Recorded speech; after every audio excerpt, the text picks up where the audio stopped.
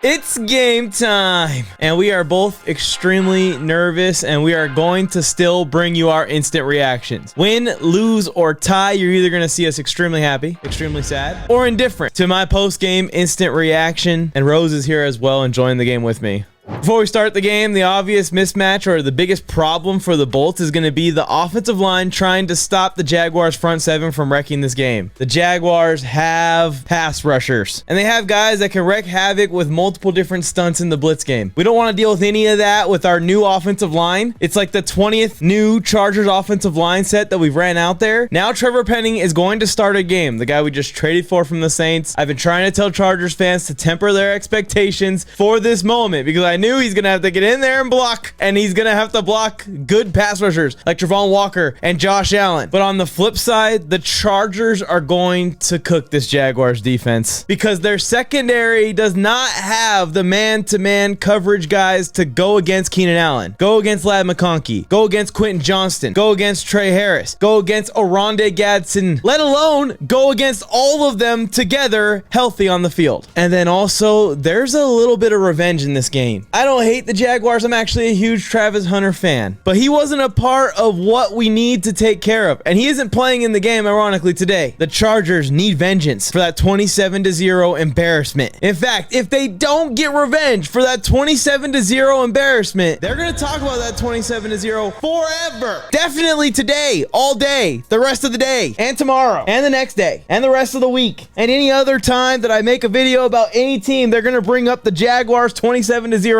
if the Chargers do not get revenge for it today. So for Keenan Allen, who was there, Khalil Mack, who was there for that game, Justin Herbert, who was there for that game, Derwin James, heart broke in that game. I remember him crying in the post-game presser. This is more than just a random game against the Jaguars in the middle of the season. So I expect even more than just the mismatches the Chargers have across the board against the Jaguars, who are beat to crap. No Brian Thomas Jr. in this game either. More than just that and those mismatches, this performance is going to come from this team's heart, especially now with Jim Harbaugh leading us, not Brendan Staley. Fire Brendan Staley. He's already fired. Do it again. Rose, any pregame thoughts before I end it, Rose? You gotta go to the mic. Volta! Very in-depth analysis. Oh my! That's roughing the passer. Is Herbie okay? What the hell was that? That looked like they let him score. Are we playing any defense today? Why are they making it so easy on them? Harbaugh, what's going on? Put on your cape, Herbie. Again. Oh my gosh. What was that? Threw it right over his head. It looks intentional. The Chargers are so bad today, it looks intentional. The only time they pass block for him. Come on, someone tackle him. Someone tackle him. Are you guys even trying to get off those blocks? What the is this game? All right, let's go in depth on what just happened to my Chargers. But first, one quick reminder, since I have to go through this torture, all I ask for you in return is to support the channel. So go down and subscribe real quick. If you've never met before, hi, I'm NFLMike. I'm an NFL content creator that creates NFL content 24 hours a day, 7 days a week, and twice on Sundays. I make videos on all 32 teams, not just my Bolts, but I bring you guys my Chargers torture when I get time. If you're a Chargers fan or a fan of any team in the league, make sure you're subscribed, turn on notifications so you can be here every time we post. It takes 1 second to do that real quick, and 1 second while you're there, hit that like button. I know you're staring at the subscribe button. Right up and to the left or the right, just above the subscribe button, there's a like. Hit that thumbs up. That thumbs up will send this thing out to hundreds or thousands of more NFL fans in the algorithm. All right, here is what I think about this game. All right, the game's officially over, and what was that? That was one of the weirdest Charger games I've ever witnessed. I already knew that the front seven matchup versus the Chargers was bad, but even past that, it looked like the Chargers didn't try today. Almost to a suspicious point. This team is known for its effort, its high energy, for trying too hard at points, for not ever giving in. And let's start off with the offense. The offensive line is atrocious. God awful. And I know it's because of injuries and there's nothing the Chargers can do about it but continuing to try different combinations. But you got to take a look in the mirror right now and realize we need help. We need chips. We need tight ends. We need every creative way that Jim Harbaugh and Greg Roman can generate pass protection that they have. Because this game, we just kept trying to run the same thing over and over again and expecting a different result. It wasn't ever coming. Trevor Penning was not going to start blocking someone one-on-one. Austin Deculus wasn't going to come in and save the day. If anything, maybe we should roll 2 new tackles out again after the bye week. That's how bad it was. We don't need to go into deep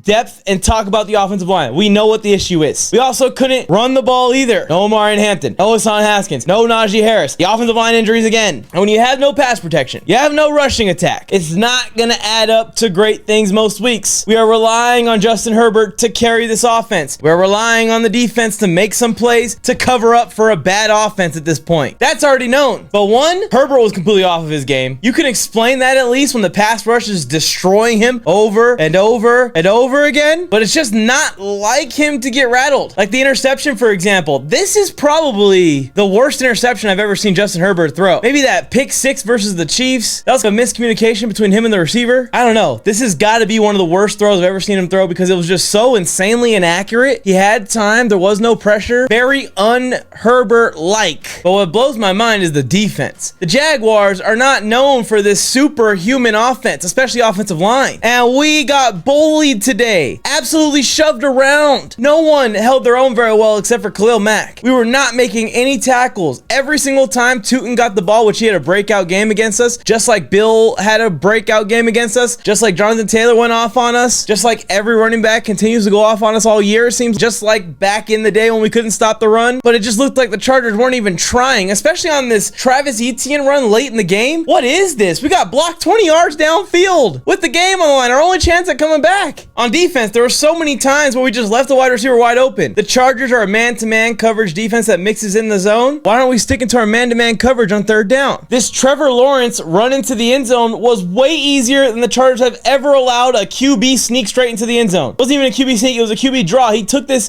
from shotgun and just ran straight, and the hole opened up and parted in like the seas. I don't know, man. What I'm getting at is obviously that the Chargers threw this game for Las Vegas. There's no way the Chargers could have won it, right? I can't take all of you guys hitting me up and saying that the Chargers suck, so I gotta blame it on some kind of rigged conspiracy of some sort. Really, it just feels like the Chargers got caught in a trap game. Traveling to the other side of the country, playing in the early slate of games. We've seen this happen so many times with so many teams over the years. I am not gonna put too much stock into that game. The Chargers still have the same glaring issues that they're gonna have to play with every single week. The front 7 matchup is gonna determine how we do every single week. Can we hold up there or not? It just seems like that's gonna determine how much points we can score on any given week. The Chargers do not have the best offensive line in the league or going into the playoffs, so we're going to have to get creative with that stuff. We know that. But the defense can't just disappear, especially if we have to go on a road trip in the playoffs. The game's not rigged, Chargers fans. That was not an intentionally thrown game. That's what it looks like when a team comes out flat in the NFL. It can happen to you any week against any team because the margin between the best team and the worst team is not as wide as you think. The margin between the best team and the worst team isn't always as much talent as you think. It's a lot of times execution, and the Chargers, with a long trip, did not go out there and execute. And you could say it's for that reason. I just think they didn't have the gas to do it. After the long season that it's been, knowing that the bye week is right there, you're just 1 week away. We just got to get there. We just got to get this last game. You let your mindset off the gas pedal, you let your actual physical off the gas pedal, and you get caught sleeping and hit in the chin by a Jaguars team that is not terrible. They are a good to average team in the league, a borderline playoff team in the AFC. They are 6-4 right now. They have stars, first overall picks all over the team. You can't come out and play like that. And the Chargers played like ass today. Their worst game, in my opinion, of the Jim Harbaugh era, because at least in any other blowout we've had with Jim Harbaugh, there's been something there where you go, oh, that's why they got blown out. It was terrible because of this. The Chargers got worked because of lack of effort, lack of execution, like I said. Now let's look at the bright side. The Chargers are finally in their bye week. Thank the heavens. We're going to get Omarion Hampton back. Hopefully he could juice up our rushing attack a little bit, which will also help us with pass protection. You guys don't know what a running attack does for pass protection. It does so much for an offense. And we just need to change the combo up again. I know everyone's going to say Trevor Penning's first game. It's not his first game at left tackle in the NFL. There is plenty of tape of him playing terrible at tackle. It's why the Saints moved him inside to guard. They got to get Bobby Hart back on the field. He's our only hope. I can't even believe I'm saying that at this point. He didn't start the season on the roster, and Trey Pipkins has got to step up and be a starting level tackle like he's being paid to do. We don't even need these guys to be amazing. amazing. We have the quarterback where they just need to be good. We're playing against the Raiders next, who aren't very good on the defensive line, other than that one-star player that hopefully we can get triple teamed. Please triple team Max Crosby. The Chargers can get a few guys back. We can get Dirty Will Disley activated for that game and get on the ground and try and protect Herbert with our rushing attack a little bit more. And that's the bright side of this I'm trying to mention. It is the bye week, and the Chargers can go into this with some salt in their mouth. We could have won this game and relaxed the way they probably did this week going into the bye, and relax back weeks, come out of the bye versus the Raiders with a very relaxed team. Or we can go into the bye pissed off. We can go into the bye hungry